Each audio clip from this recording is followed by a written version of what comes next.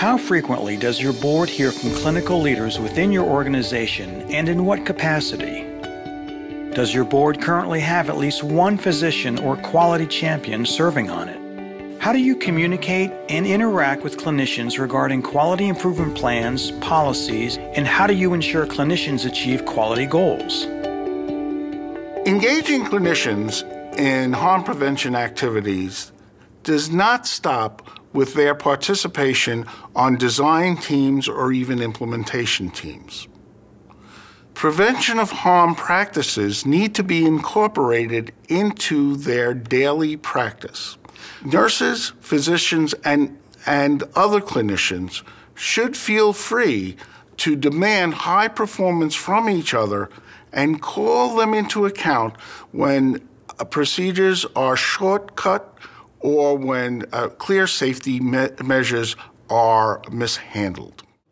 We invite different departments from the hospital to come and present to the board exactly what are they doing, what are their goals and what are their objectives, where are their shortcomings, and how we can be more active in that. In the process, you know, we're able to engage the physicians and engage the other members of the staff, and it's also challenging to the other departments in the hospital for them to one day be asked to come and report to our board as to what they're doing to not only increase the awareness, but to enhance our ability to do more with quality. One of the great opportunities that exists when a board includes physicians, nurses, or other clinicians is that one can really create a very tight linkage between board management and the clinical staff of an institution.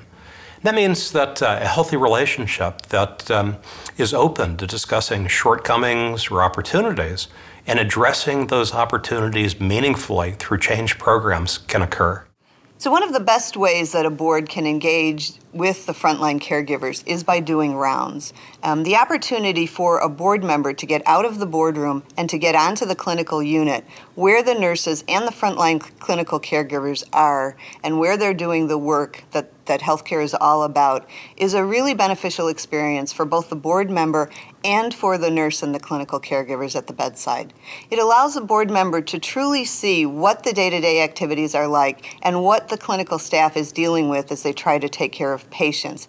And on the other hand, it also allows the nurse to see that those that are at the highest level in the organization, setting priorities, setting strategy for the organization, really care about what they're doing and take the time to get out on the floor and experience that. It truly is an organization-changing activity if the organization takes time and really does it right. It's a healthy indicator when a hospital or health system, leadership team, board, and the clinicians can have a candid and open conversation about their measured performance. The truth is, our care has always been accountable. We've always been accountable to patients and their families, to our communities. But that accountability is very public now. Our performance is measured. It's really appropriate in today's day and age that boards and leadership teams have open, frank, candid discussions with the clinical staff about performance in different areas. For many boards, engaging in setting quality and safety goals can be quite intimidating. Because boards don't necessarily have a clinical background, setting goals with clinicians becomes extremely important.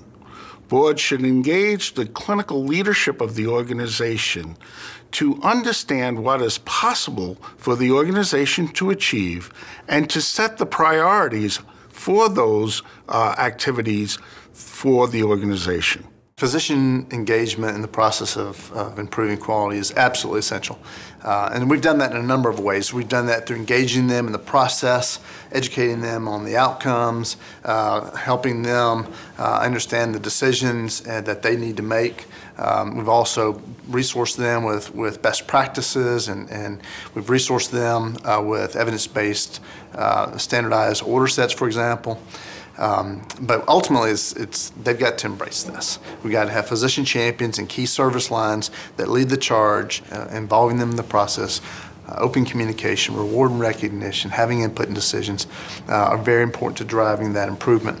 You know, it's one thing to talk about, it's another thing to put your money where your mouth is, and so there's opportunity, downside or upside, to have recognition of quality and outcomes. It can be very helpful to have a physician on a board. A physician can be a terrific resource to bridge between the clinical staff, between the voluntary medical staff, and hospital management and board leadership. A well-rounded board brings many competencies. Certainly, many community members have financial competencies and leadership competencies. Given the role of healthcare organizations, the opportunity to bring clinical competencies really rounds out the team. And here's the truth. Hospital boards, healthcare system boards are responsible not only for maintaining practice within the law, for financial performance, but they are legally obligated to the responsibility for clinical performance.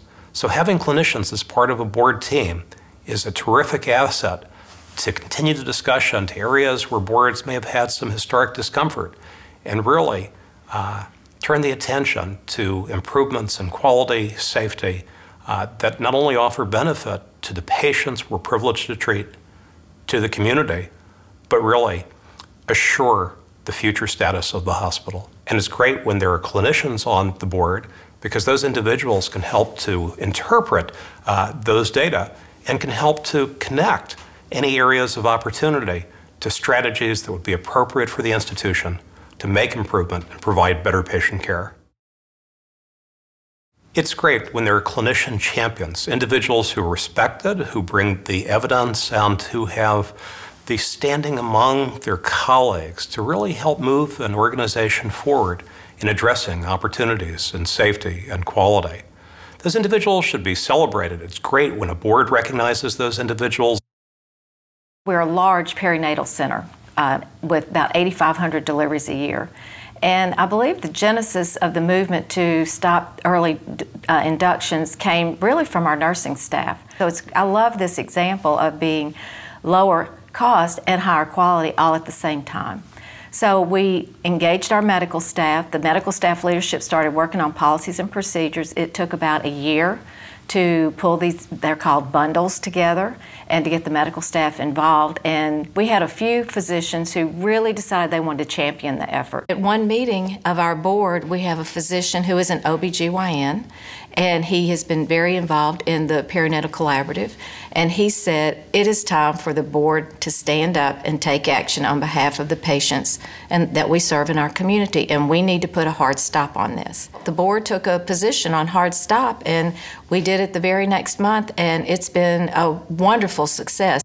So when a board is setting and monitoring quality goals, it's very important for them to hear from nurses and from frontline caregivers. The frontline caregivers are the folks that are at the bedside the majority of the time and who really have the opportunity to impact the care that's given.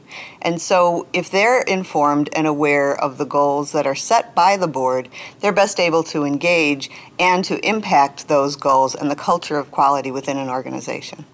I think we all realize that there are times when a board or a leadership team might want to make change, and that change meets with resistance, maybe resistance among physicians such as myself.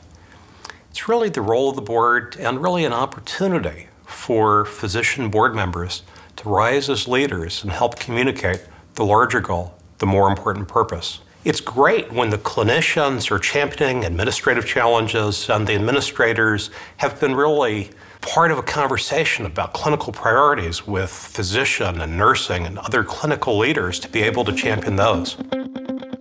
Boards and hospital or health system leadership should have reliable, ongoing mechanisms to communicate and engage with clinicians about quality. Boards should have physician members or possess the clinical competencies to truly understand and track performance improvement. Identifying and working with clinical champions should be a tactic boards employ to improve quality and enhance clinician support and engagement.